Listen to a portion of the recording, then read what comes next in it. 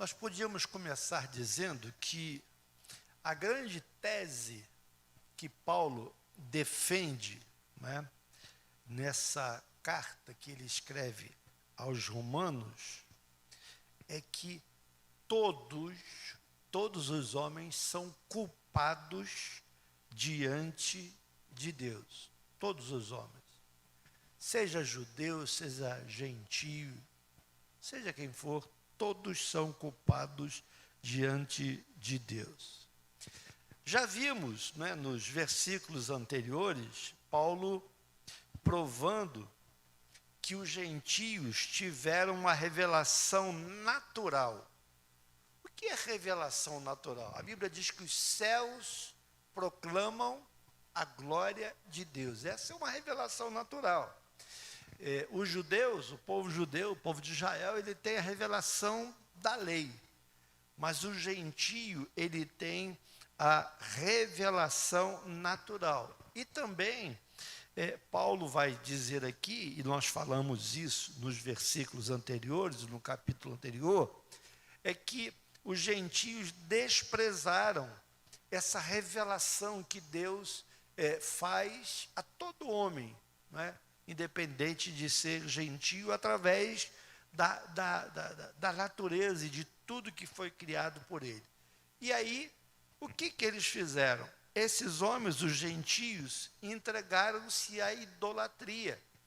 Quando alguém se entrega à idolatria, ele reconhece que existe um Deus, que existe alguém superior, mas que ele não reconhece que esse é o Deus que criou os céus e a terra. Então, é um Deus, né, que acaba sendo criado na mente dos homens. E aí, a gente viu isso lá no capítulo 1, no verso 18 a 32, Paulo dizendo que esses homens não escaparão do juízo final. Não escaparão do juízo final. E não vai ter aquela desculpa, mas a gente não tinha lei. Não, mas Deus se tem revelado, né, de diversas maneiras, e a Bíblia diz que, por último, se revelou através de seu Filho Jesus. Não é? Uma outra coisa que a gente viu aqui, na semana passada, que Paulo demonstrou aqui que os moralistas, quem seriam os moralistas? Tanto os judeus como os gentios. Por que eles são moralistas? Porque são aquelas pessoas que julgam e condenam os outros. O judeu tinha muito essa questão de condenar os outros, principalmente porque o judeu sempre se achou uma raça especial, uma raça acima das outras raças, não é? Mas é interessante que eles julgam os outros, mas vivem de forma a não obedecer à lei que Deus deu aos judeus, não é? Então, Paulo falou, no texto aí de capítulo 2, de 1 a 16, ele fala exatamente sobre isso. Agora, nesse versículo 17, a partir dele, Paulo volta agora às suas baterias contra aqueles judeus presunçosos, não é? Que julgavam-se melhores do que os outros por dois aspectos. Dois aspectos. Quais são, pastor? Primeiro, é que eles terem recebido a lei de Deus através de Moisés. Não, nós somos, e é verdade, somos o único povo a quem Deus revelou a lei, é verdade.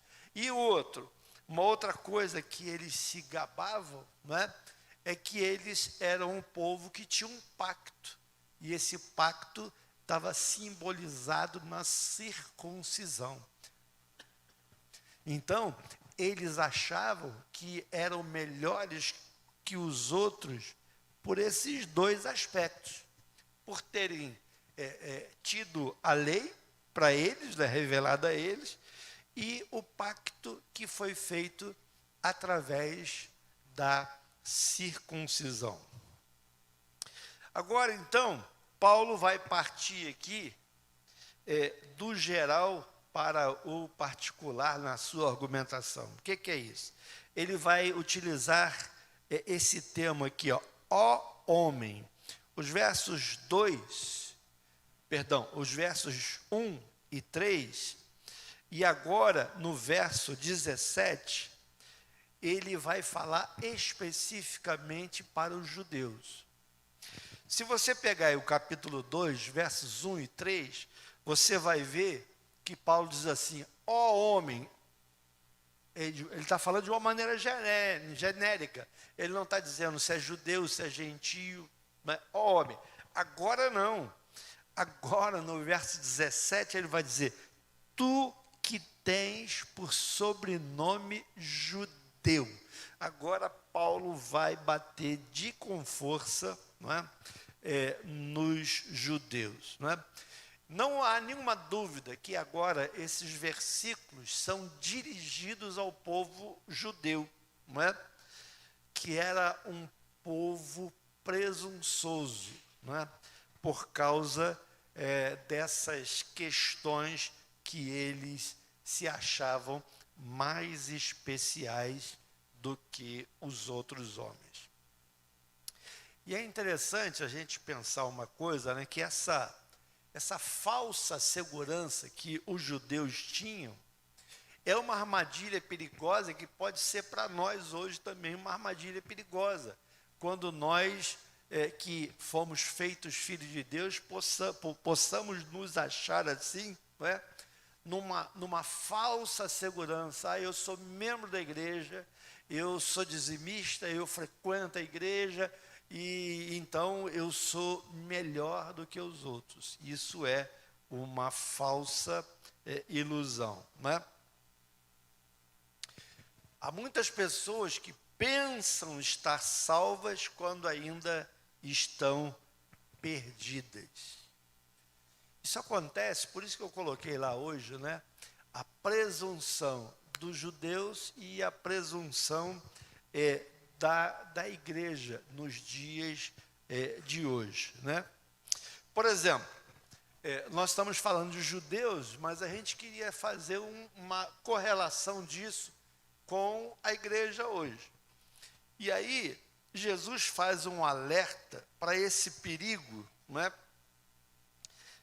De muitas pessoas se gabarem da sua salvação, e olha o que ele vai dizer aqui em Mateus 7, de 21 a 23. Olha o que Jesus vai dizer, o próprio Jesus. Nem todo o que me diz, Senhor, Senhor, entrará no reino dos céus, mas aquele que faz a vontade de meu Pai, que está nos céus. Muitos, naquele dia, hão de dizer-me, Senhor, Senhor, porventura, não temos nós profetizado em teu nome? E em teu nome não expelimos demônios? E em teu nome não fizemos muitos milagres?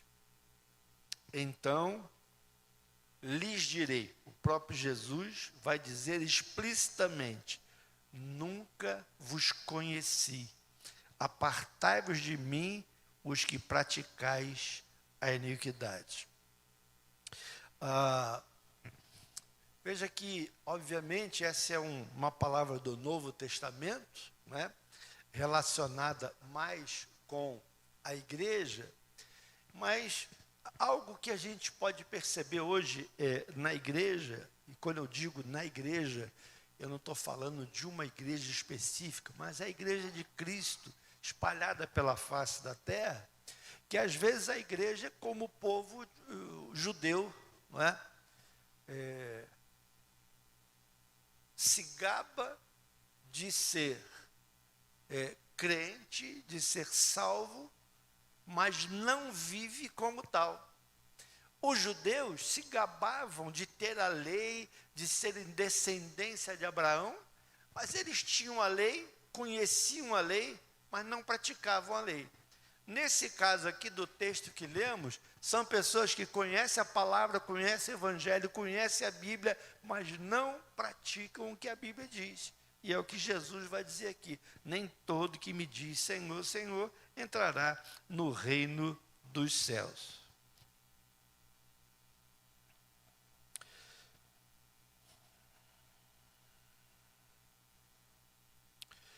O texto que a gente estudou aqui, está analisando agora, que é o verso 17, né? Apresenta duas dádivas que nós podemos chamar de magníficas de Deus ao povo judeu, o povo da aliança. Eu já falei aqui, estou me referindo à lei que foi dada por Moisés ao povo judeu e à circuncisão que desde Abraão é praticada pelos judeus. É verdade, isso a gente não pode negar, que essas duas dádivas, elas distinguem, diferenciam o povo judeu das demais nações. Afinal, Deus fez uma aliança com os judeus, não é? Deus entregou a lei aos judeus, mas a gente vai ver que isso, se não colocarmos em prática, não tem valor nenhum. Os privilégios, entretanto, tinham o propósito de fazer, isso aqui é interessante, de fazer de Israel uma luz entre os gentios. O papel de Israel era ser luz, era ser anunciador de Deus, de falar de Deus aos demais povos. E os judeus acabaram falhando nisso. E hoje, essa função está sobre a igreja, de sermos sal, de sermos luz, não é? De anunciarmos de Deus, de anunciarmos do seu amor, do sacrifício, do evangelho, não é? A gente olha que os judeus foram abençoados para serem abençoadores. Quando Deus faz uma aliança com Abraão, ele diz, olha, em ti serão benditas todas as nações da terra. Então era para que a descendência de Abraão abençoasse outros povos, outras nações, né? Outras famílias, né? Então, e nisso os judeus falharam. Eles receberam de Deus para repartir.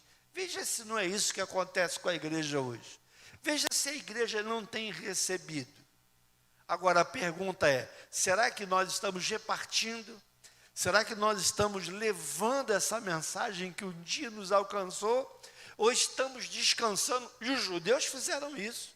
Eles descansaram em berço esplêndido. Não, nós somos descendência do amigo de Deus, Abraão. Nós temos a lei, nós temos a circuncisão. Vê lá, nós estamos garantidos. Nananina, não. Eles estavam totalmente equivocados. Não é? Os privilégios que o judeu tem não lhes dava permissão para pecar, ao contrário, eles tornaram-no mais responsável diante de Deus e das nações. Sabe o que a Bíblia diz? Quanto mais nos é dado, mais nos será cobrado. E isso se aplica aos judeus e hoje para a igreja. Porque se nós temos a luz, nós temos a revelação, um dia Deus vai nos cobrar disso que Ele nos deu, né? Na verdade, a gente percebe que os judeus fizeram uma leitura errada dos privilégios que eles tinham, né? Esses privilégios, que é a lei e a circuncisão, não foram dados aos judeus para mostrar que eles eram melhores do que os demais homens. Pelo contrário, foram-lhes concedidos para que servissem de exemplo aos homens. Não tem como a gente não associar a vida do povo de Israel com a nossa vida, com a vida da igreja. Aquilo que Deus esperava de Israel é aquilo que Deus espera da igreja. Privilégios maiores implicam responsabilidades também maiores, né? Vamos destacar aqui alguns equívocos cometidos pelos judeus que eram presunçosos em relação à lei. Primeiro,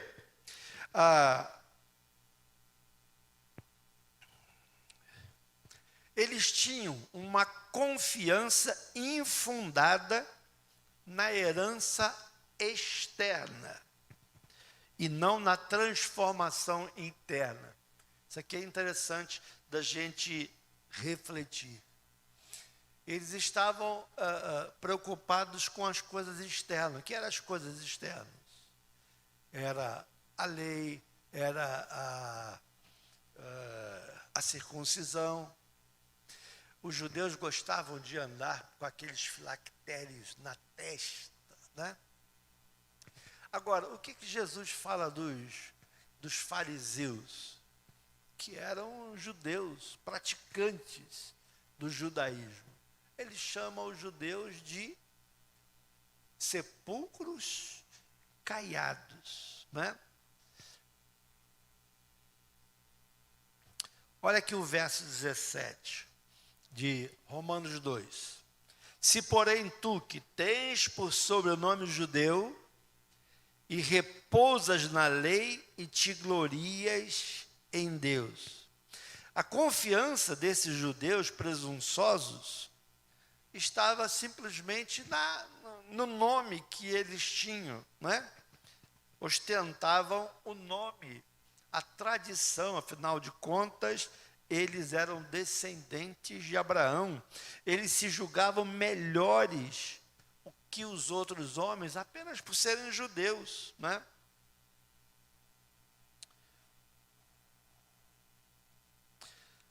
Agora, uma coisa que a gente observa em relação aos judeus e à lei que lhes foi dada, os judeus, eles repousavam na lei apenas por possuí-la e conhecê-la, não por obedecê-la, né? Eles eram alguém que conheciam a lei, mas não obedeciam a lei. Aliás, veja se não é exatamente isso que acontece hoje com muitos cristãos.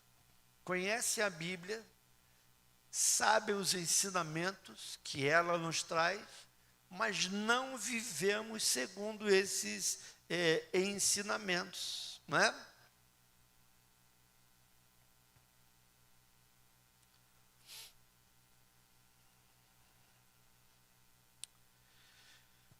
Os judeus, por causa dessa raiz, né, de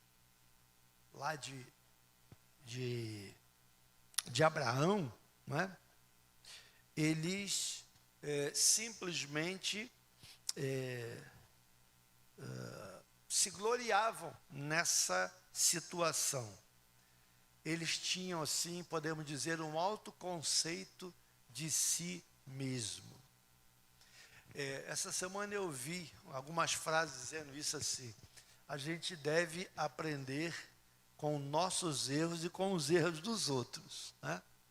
Os erros dos outros devem servir também para nós aprendermos.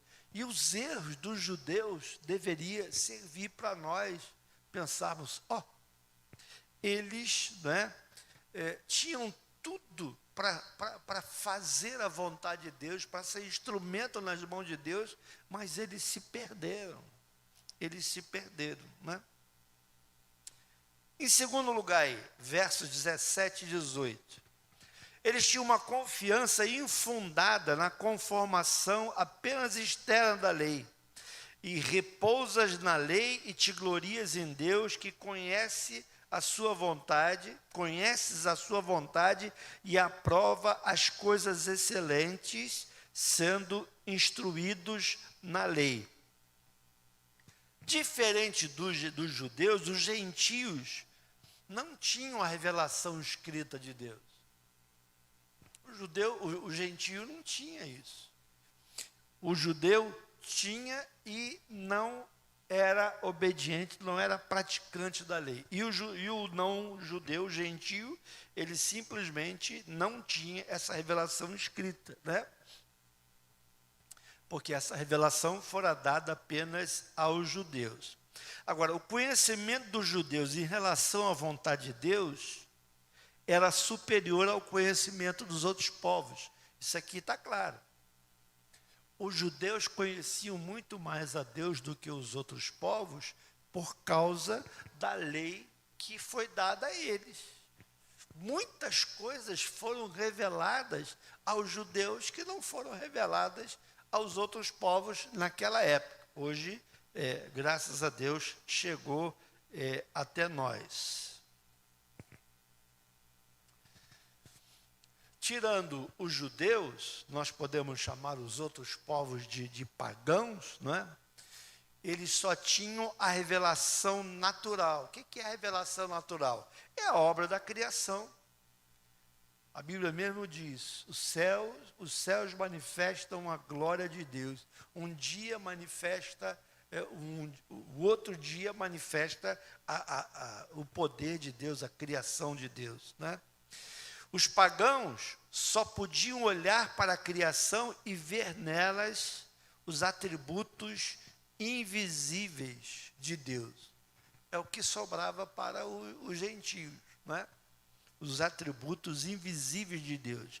Os judeus, por contrário, podiam ler a lei e conhecer a vontade de Deus para a sua vida. Novamente fazendo uma comparação com a igreja, né? A igreja hoje, ela conhece a revelação de Deus, conhece a palavra de Deus. E nós temos hoje uma quantidade aí vamos falar só do Brasil, talvez a gente tenha aí 40% da população brasileira de evangélicos.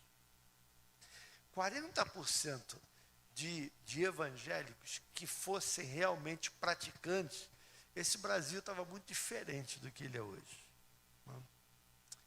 Mas o que a gente vê muitas vezes é mau testemunho, é pessoas dizendo assim, eu ser crente igual aquela mulher, igual aquele homem, igual aquela moça, igual aquele moço, eu não. Por quê? Por causa do mau testemunho, não é?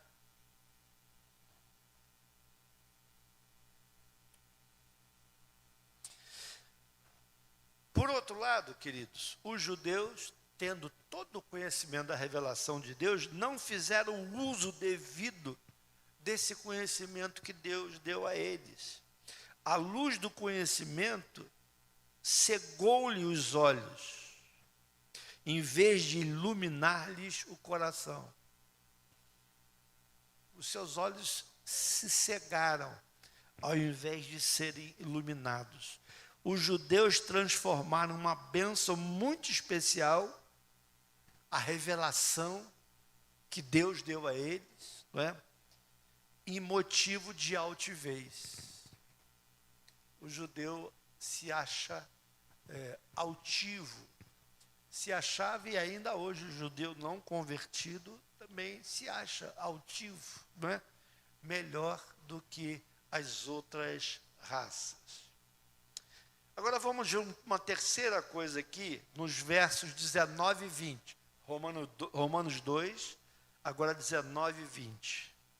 A gente vai ver nesses versículos uma confiança infundada na análise superdimensionada de si mesmo, que os judeus tinham deles mesmos.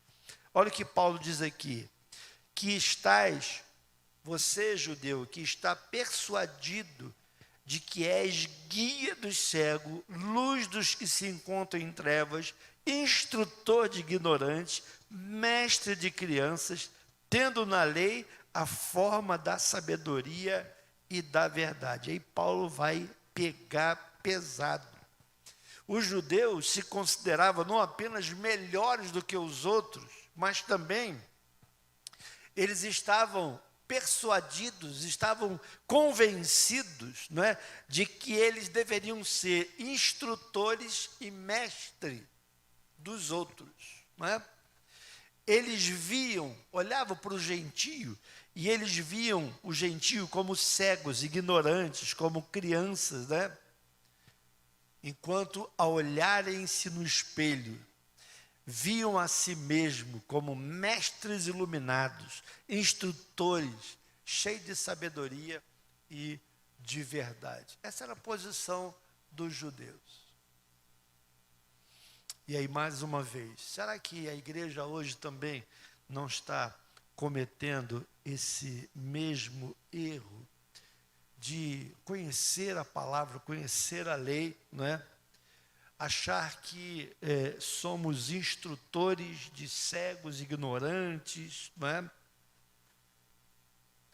E, na verdade, não colocarmos isso em prática, não é? Paulo está dizendo aqui que não há homem melhor do que o outro. Todos nós fomos alcançados pela misericórdia e pela graça de Deus. Não é? Nós não fomos alcançados por causa da religião dos nossos pais.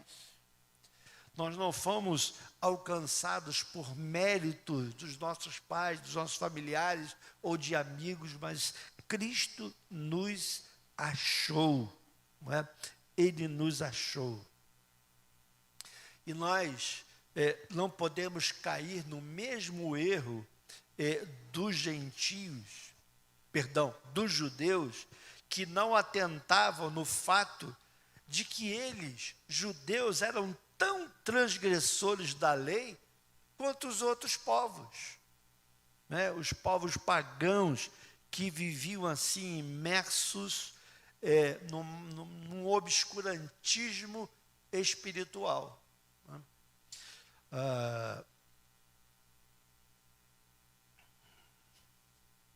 Eles não atentavam para isso. Isso era como que um agravante. Eles eram duplamente culpados, pois estavam pecando contra a revelação natural e contra a revelação especial que eles, judeus, haviam recebido.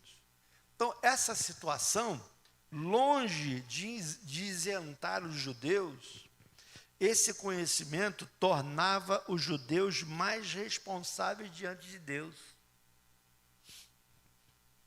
Os judeus eram mais responsáveis diante de Deus. A quem muito se é dado, muito será cobrado. Falei isso ainda há pouco aqui, não é? E hoje, em relação à igreja, continua acontecendo a mesma coisa. Nós temos a revelação, nós temos o Evangelho, o Senhor nos alcançou, nós conhecemos a verdade, né? Fomos alcançados pelo Evangelho, mas será que nós estamos proclamando? Será que estamos fazendo aquilo que Deus espera de nós? Deus esperava que os judeus fossem proclamadores do seu poder, de quem Ele era, e os judeus falharam nisso. Será que a igreja vai falhar nisso também? Será que estamos falhando nisso?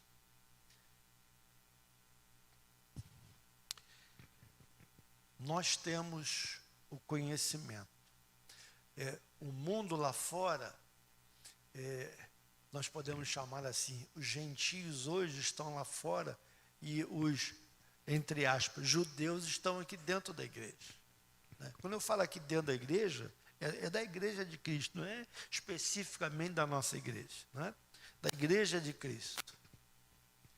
E aí, nós temos esse conhecimento. Lá fora as pessoas estão errando porque não conhecem a palavra, porque não conhecem a verdade.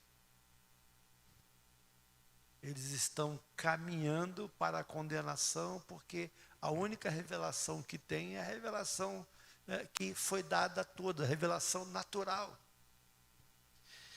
Pesa sobre nós essa responsabilidade de conhecermos a palavra e de sermos, então, alguém que vá ser usado por Deus para divulgar o Evangelho de Cristo. Agora, em quarto lugar, aí eu queria que você olhasse aí para os versículos de 21 a 24. Romanos 2, 21 e 24. Uma confiança infundada em virtude de ostentarem uma conduta contraditória. Paulo agora,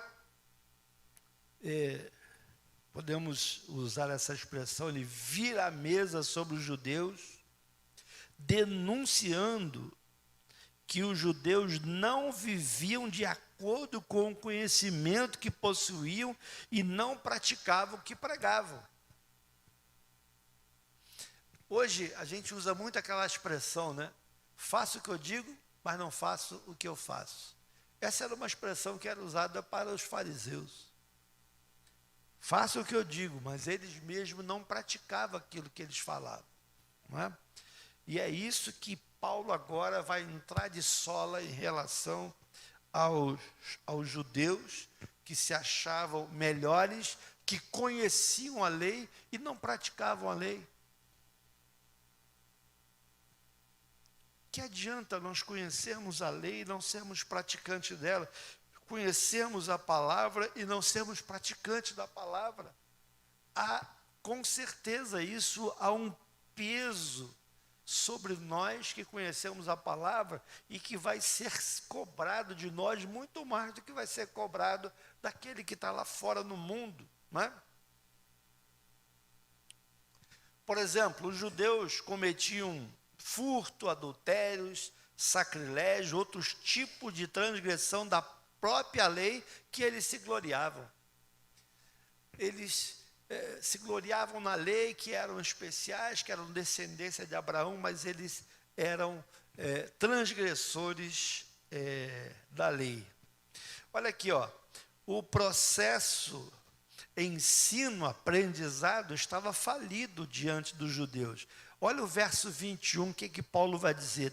Tu, pois, que ensinas a outrem. Por quê? Eles eram mestres. Eles conheciam a lei. Não te ensinas a ti mesmo. Aí Paulo pega pesado com os judeus, não é? Os judeus ensinavam os outros, mas não a si mesmo. O judeu via o pecado dos outros, mas não o próprio. Às vezes nós somos assim, o pecado do outro é horrendo, mas o mesmo pecado em nós é aceitável. Né?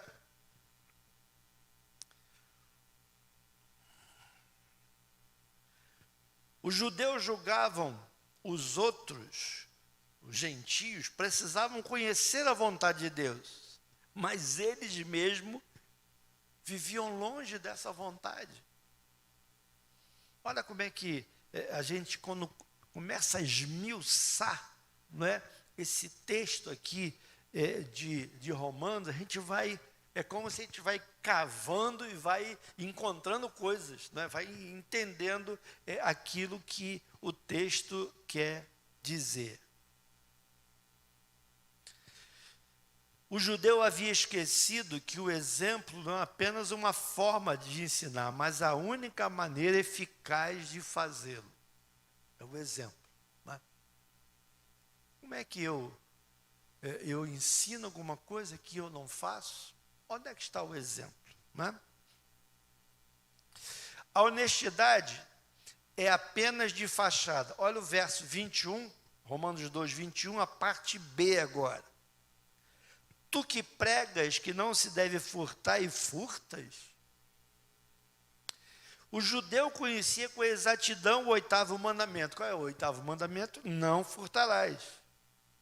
E o judeu ensinava esse mandamento aos pagãos. Olha, a Bíblia diz, a lei de Deus diz que não se deve furtar. No entanto, ao mesmo tempo em que eles conheciam e ensinavam isso aos outros, eles mesmos quebravam esse preceito divino. A integridade desses homens era de fachada. Queridos, eu não tive como, ao ficar estudando esses dias sobre esse texto, não fazer uma comparação com a igreja dos dias atuais. Não é? Às vezes nós temos um evangelho de fachada. né? Não somos praticantes daquilo que pregamos, daquilo que cremos, daquilo que conhecemos como a verdade da palavra. O povo judeu pregava uma coisa e vivia outra totalmente diferente. E às vezes nós observamos homens de Deus, pastores, líderes, né, que pregam uma coisa e vivem outra totalmente diferente. Agora, aí no verso 22, a parte A do versículo, a pureza moral dos judeus era apenas aparente. Dizes que não se deve cometer adultério e o cometes? O judeu considerava adultério um pecado gravíssimo. E a gente sabe, a gente já ouviu várias vezes isso. Tanto era grave o pecado de adultério, o que acontecia com as pessoas que eram pegas em adultério? É uma apedrejada, porque eles consideravam gravíssimos, não é? E era o 7º mandamento, né, que era bem conhecido: não adulterarás. No entanto, os judeus praticavam o que ele condenava nos outros. Eles proibiam o adultério como danoso à sociedade e à família, mas praticava o que eles achavam ser errado. É por isso que os judeus falharam naquilo para qual Deus os chamou. Vamos ver agora o verso 22, a parte B. A contradição religiosa dos judeus era gritante. Diz assim, aí a parte B: abominas os ídolos e lhe roubas os templos. Isso aqui é muito interessante, queridos. O judeu abominava a idolatria, ele não suportava a idolatria, porque ele tinha, né, a orientação da lei, da palavra, né? E lá no decálogo que Moisés havia dado, diz lá: não farás para ti imagem de escultura. Um judeu nunca se curvava diante de ídolos, né? Por ter horror à idolatria, um judeu nem sonhava em ir a um lugar que estivesse próximo a um templo dedicado a algum ídolo. Ele não entrava, ele não ia lá. Mas, na hora de tomar os despojos de um povo vencido, eles entravam lá e roubavam os ídolos que eram cobertos de ouro. Olha que coisa interessante. Em tais casos, o escrúpulo, que eles não queriam nem entrar no lugar onde tivesse ídolo, dava lugar à avareza. Aquele mesmo judeus que abominavam ídolos, acabou construindo um ídolo de estimação para si mesmo, que era o dinheiro. Ele não queria saber de ídolo, mas quando eles venciam algum povo, eles chegavam lá, entravam naquele templo e saqueavam, roubavam as imagens para vendê-las. Né? É interessante isso aqui. Né? Agora, o verso 23. A obediência à lei era apenas aparente. Diz assim, tu que te glorias da lei, desonras a Deus pela transgressão da lei. O judeu costumava se gloriar na lei como a suprema dádiva de Deus. Mas esse mesmo judeu desonrava Deus pela transgressão dessa lei. É como hoje nós dizemos assim: nós amamos a palavra de Deus é a nossa bússola. Mas quantas vezes nós somos desobedientes àquilo que a palavra nos ensina, né? Ao mesmo tempo em que eles transgrediam a lei, davam graças a Deus por essa mesma lei. A observância deles da lei não passava de de uma simulação, uma ilusão, uma mentira deslavada. Eles faziam de conta que amavam a lei, mas não a prezavam, não obedeciam à lei. E verso 24 agora, pois como está escrito, o nome de Deus é blasfemado entre os gentios por vossa causa. Gente, isso aqui é grave e novamente a gente faz um paralelo entre os judeus e os crentes hoje. Os judeus foram escolhidos por Deus para serem luz entre as nações. Alguma coisa aí em comum com a gente?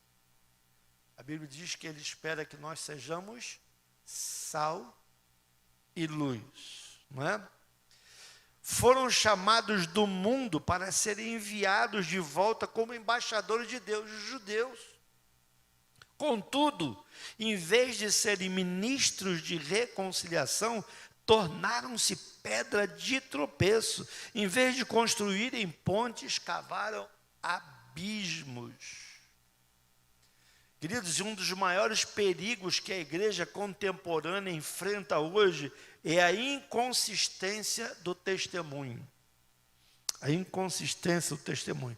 Tem um líder, se eu não me engano, um líder indiano, ele disse assim: eu amo o vosso Cristo, mas não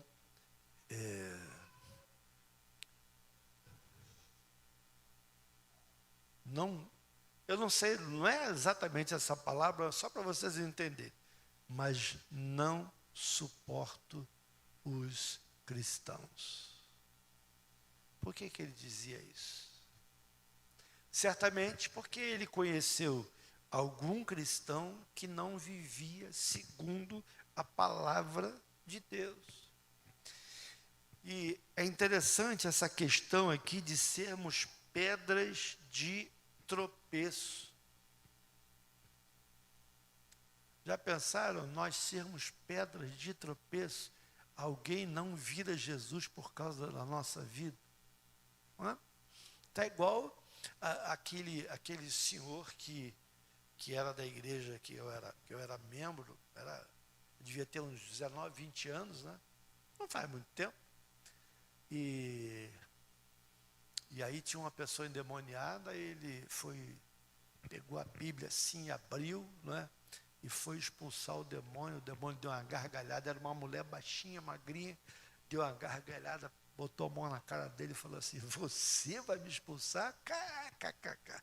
Eu vou contar para todo mundo aqui quem é você. O que o homem fez? Deu meia volta, vou ver, e ó. Sabe o que ele fez? Além disso, mudou de igreja. Ele ficou tão envergonhado que ele foi para uma outra igreja. Mudou de igreja. Né? Então, é isso, né, que os perigos que a igreja contemporânea enfrenta hoje é da inconsistência no testemunho. Nós precisamos dar testemunhos. Um cristão de vida dupla é pior do que um ateu. Um cristão de vida dupla, um agente duplo, é pior do que um ateu, né? Um crente que vive na prática do pecado é o maior agente do diabo na igreja. Acredita isso? Porque lá fora, a gente sabe que todo mundo se comporta da mesma maneira. Lá fora ninguém estranha nada. Mas quando as pessoas sabem que nós somos cristãos, somos seguidores de Jesus, eles esperam de nós algo diferente. Eles esperam de nós uma ação, um comportamento totalmente diferente daquilo que está acontecendo lá fora. E se nós não produzimos isso, podemos ser pedra de tropeço, né? Pedra de tropeço. Estou terminando, queridos. Nossa situação como cristãos é perfeitamente paralela àquela dos judeus dos tempos bíblicos.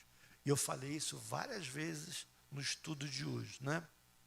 Tanto os judeus daquela época quanto os cristãos de hoje têm falhado em manifestar a todo mundo o fato de que Deus existe, que Ele é criador do universo e que Ele é aquele que proporcionou a nossa salvação.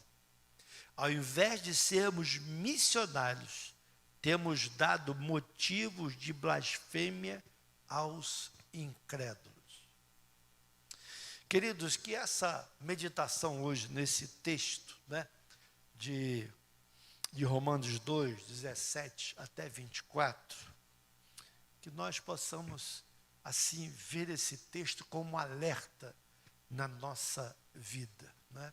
Os judeus falharam. Os judeus falharam. Será que nós vamos falhar também? Deus espera de nós que nós sejamos sal, que sejamos luz.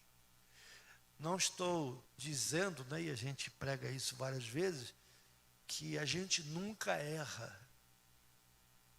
É diferente a gente dar uma tropeçada do que a gente viver caído. Totalmente diferente. Não é? A gente pode esporadicamente pecar, errar, se arrepender, reconhecer e não viver naquele pecado.